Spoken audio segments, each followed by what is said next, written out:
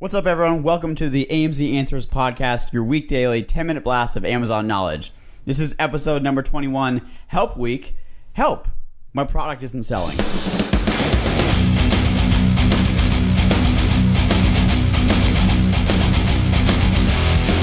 What's up, everybody? This is the Amazon Answers podcast, episode number 21, Help! My product isn't selling. Help week number 1. Help. You know when you panic? Dog Shack. I'm with Noah. Wait till I finish talking. Okay. Noah. Okay. Okay. Noah. Hey, we're live. We're live. Hey, we're live. What's up, everybody? We're Facebook Live in a whole recording session, so we can see you guys. You guys can ask questions. You guys can see us. We can see you. Show you our faces. Yeah. Thanks, guys, for joining the group. We have so many people in the community now, and it's growing, and it's awesome. I love it. Snapping. Why? Because we got 10 minutes. What's your gripe? My gripe is when we're trying to do work and people put water in the middle of like my workstation. So now I have a mental map of where the water is so I don't knock it over. My gripe is when I'm anywhere and I don't have water and I just like immediately get thirsty. If I don't have access to water, I get thirsty. But now your water's in my personal space. My water's right here. Yeah, but I would be upset if I didn't have it. All right. Help my product isn't selling. Okay, your product isn't selling. So the first thing that you should do when your product's not selling is look at your business reports. Okay, because on your business reports, what you want to see is basically, is it people coming to the listing or is it your listing converting into people that are buying it? And all that information can be found under the report section in business reports. Okay? Mm-hmm. Once you've located, like, let's say that you're getting 500 people to your product, say you're getting 1,000 people in a week to your product, and only 5% of those are converting into a buyer. Well, it's a good thing because it means you're getting a ton of traffic, but something is wrong with your listing. Mostly, it's probably your bullet points or your pictures. Wait, okay, so let's go back a little bit. What is the business report? Where can I find it, and why is it important? All right, I'll try and do it off the top of my head. So go to Seller Central. You don't need, yeah. Go to reports. Mm-hmm. Hover over reports. Go to business reports and download the one that says detail page, parent and child ASIN. Mm-hmm. I'll put it on the group. Yeah. Okay, I'll put it on the group and it'll be much easier to find than me just talking about it. But what the business reports are is basically the traffic numbers for your listings. Okay. What is some of the columns? What is some of the most important data that you're going to find in the business report? I know what mine is. So some of the most important is number 1, sessions, which is how many different people came to your listing. Yeah, it only counts as one a day if they come. Right. So how many different people came to your listing? Mm-hmm. Then the other one is going to be the conversion percentage, which is they call it the unit session percentage, which is basically conversion percentage, which is what percent of those sessions converted to buying one of your products. Right, exactly. So a good unit session percentage that you're going to see on a good item is up 30. Anything above 30 is really good. Anything above 30 is amazing. Yeah. If you have an item that is above 30, it's doing very well. If you have an item that is below 15, actually, some below 15 are okay. If you have an item that's below 10, then you're in trouble with that item. You're really in trouble. No, below 10, you're really in trouble. Below 20, you need to optimize it. Something's wrong below 20.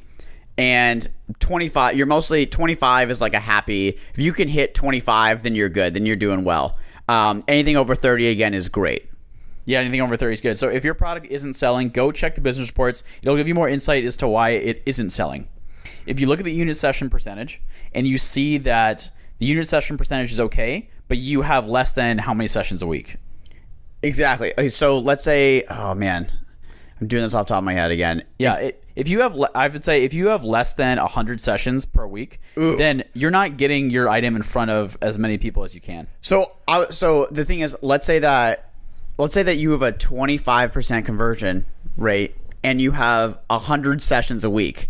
The great thing about that is that means that your conversion rate is pretty good. So all you need to do is get your item in front of more eyeballs.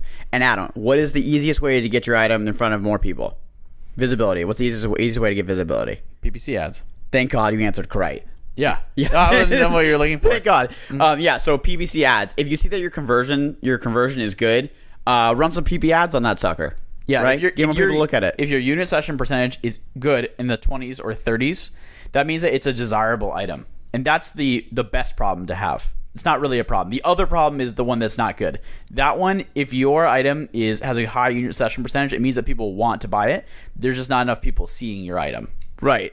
And you can pay for visibility. In the other, let's say the other thing is happening where you have 1,000 people a week and 5% of them are buying. It means 1,000 sessions a week. 1,000 sessions a week. It means that they're clicking on your main picture, right? So your main picture is good. Something about your main picture is drawing them in, but something about your bullet points, your description, or the rest of your photos is turning them off. You're saying the unit session percentage is low.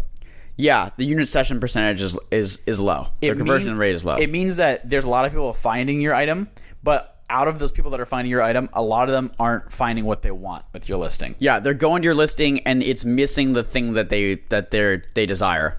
So look at the competitors in your niche, look at the ones that are selling well, and see where the difference is. Like, what do they have that you don't have there? I mean, yeah, let's talk about some times where it doesn't necessarily mean your item is wrong, like you made the wrong thing.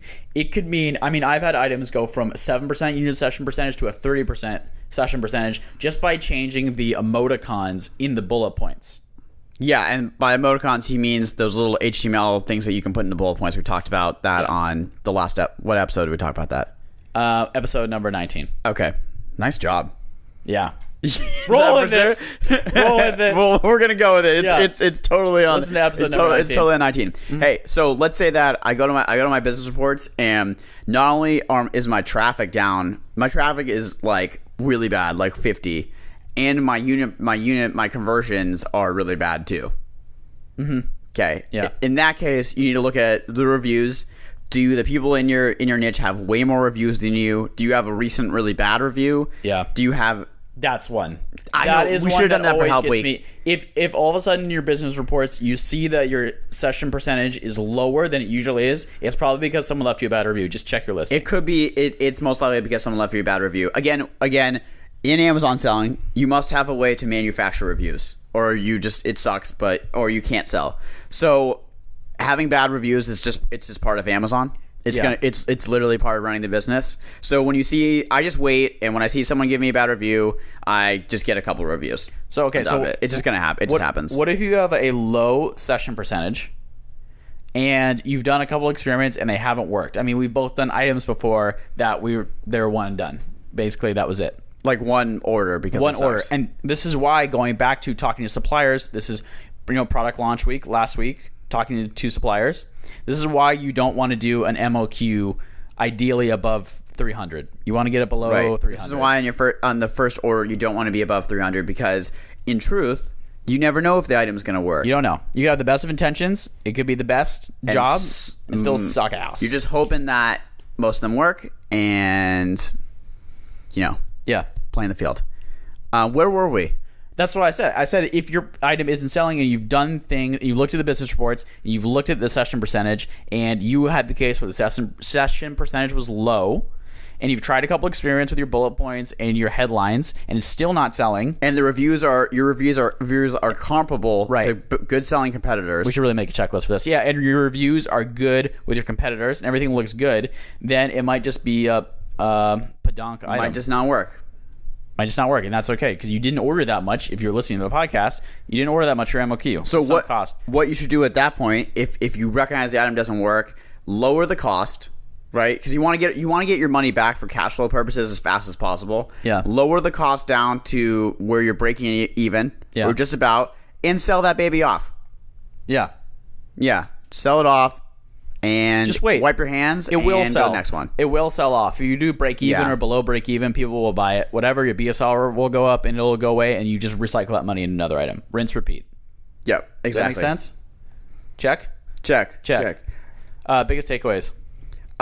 Biggest takeaway is that you really need to look at your business reports. I have it scheduled. I use Trello to schedule everything, so I have it scheduled monthly, where every 5th of every month, because I wait for the data to all come in from the previous month.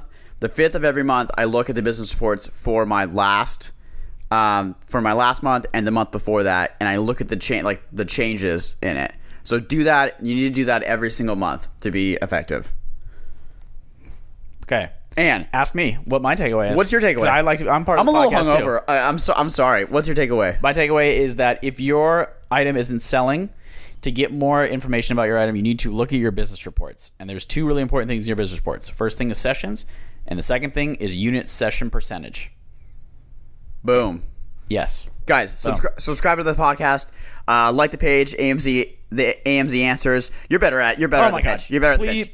Please, we would love it if you guys would subscribe to the podcast, and you can get the podcast automatically downloaded to your iPhone if you subscribe. It's amazing. It helps us out so much. Subscribe to the podcast on iTunes or join the Facebook group if you haven't already at amzanswers.com Facebook. Okay, next episode, what to do when you're about to run out of inventory, your product's selling really well.